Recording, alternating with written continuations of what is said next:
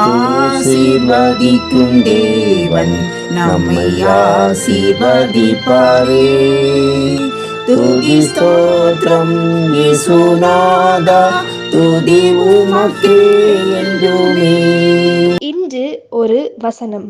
கர்த்தர் மேல் நம்பிக்கை வைத்து கர்த்தரை தன் நம்பிக்கையாக கொண்டிருக்கிற மனுஷன் பாக்கியவான். எரேமியா 17:7. அன்புக்குரியவர்களே, இயேசு கிறிஸ்துவின் இனிய நாமத்தில் உங்களை வாழ்த்துகிறோம், ஆசீர்வதிக்கிறோம். கர்த்தர் மேல் நம்பிக்கை வைப்பது மாத்திரமல்ல, கர்த்தரையே நம் நம்பிக்கையாக கொண்டிருக்க வேண்டும். முழுக்க முழுக்க கர்த்தரை மாத்திரமே சார்ந்திருந்து வாழுகிற ஒரு வாழ்க்கை. அநேகர் கர்த்தர் மேல் நம்பிக்கை வைக்கிறேன் என்று சொன்னாலும் அவர்கள் வாழ்க்கையில் ஒரு பகுதியில் தங்களுடைய சொந்த ஞானத்தை கொண்டுதான் செயல்படுகிறார்கள். ஆனால் முழுக்க முழுக்க தேவனை மாத்திரமே நம்பி வாழ்கின்ற வாழ்க்கை மட்டுமே விசுவாச பாதையாகும். அவ்வாறு வாழும் பொழுது எரேமியா 17:8 கூறப்பட்டுள்ள ஆசீர்வாதத்தை உண்மையான விதத்தில் பெற்று வாழ முடியும். இவ்விதமான ஒரு ஆசீர்வாதத்தை அனுதின வாழ்வில் பெற்று வாழ்வதற்காக நம்மை தகுதிப்படுத்துவோம், ஆயத்தப்படுத்துவோம். அநேக நேரங்களில் நம் வாழ்க்கையின் செயல்பாடுகள் வருத்தம் அளிக்கக்கூடியதாகவே இருக்கிறது. கோபமும் எரிச்சலும் வெறுப்பும் சண்டை ஆகிய காரியங்கள் நம்மை வெகுவாய் பாதிக்கிறது. ஆனால் மெய்யாகவே நாம் கர்த்தரை மட்டும் நம்பும் பொழுது இவ்விதமான காரியங்களை அகற்றி போட்டு விடுவோம். அப்பொழுது நிச்சயமாக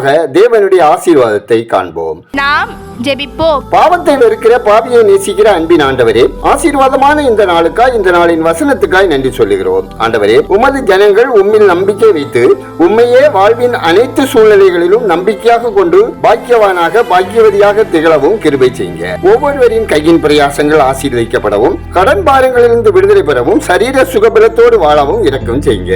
வியாதியோடு உடல் சுகவீனத்தோடு வாழும் ஒவ்வொருவருக்கும் ஆரோக்கியம் தாங்க.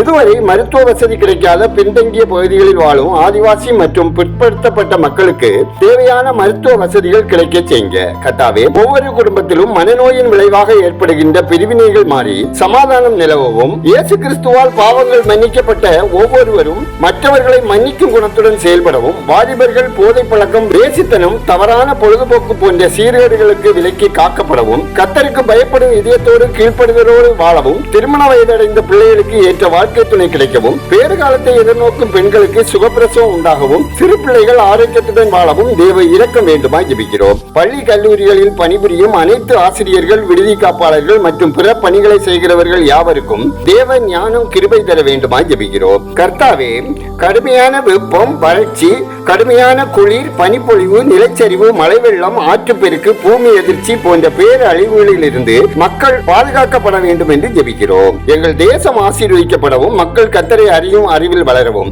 ஆட்சி பொறுப்பில் உள்ளவர்களுக்கு பாதுகாப்பும் ஞானமும் தந்து, எளியவர்கள் ஒடுக்கப்பட்டவர்களுடைய தேவைகளை கருத்தில் கொண்டு ஏற்ற திட்டங்களை செயல்படுத்தவும் ஜெபிக்கிறோம். அர்ப்பணிப்போடு ஊழியம் செய்கிற ஊழியர்கள், மிஷினரிகள் மற்றும் மருத்துவர்கள், தாதியர்களுக்கு தேவ பாதுகாப்பும் கிருபையும் வேண்டுமாயும், மிஷினரிகளால் துவங்கப்பட்ட மருத்துவமனைகளுக்கு அர்ப்பணமும் செயல்திறன் படைத்த மருத்துவர்கள் மற்றும் தாதியர்களை தேவன் ஏற்படுத்த வேண்டுமாயும் ஜெபிக்கிறோம். எங்கள் ஜெபத்துக்கு பதில் தருகிறவரே, உமக்கு நன்றி சொல்லுகிறோம். துதிய நன்மையை உமக்கே செலுத்துகிறோம்.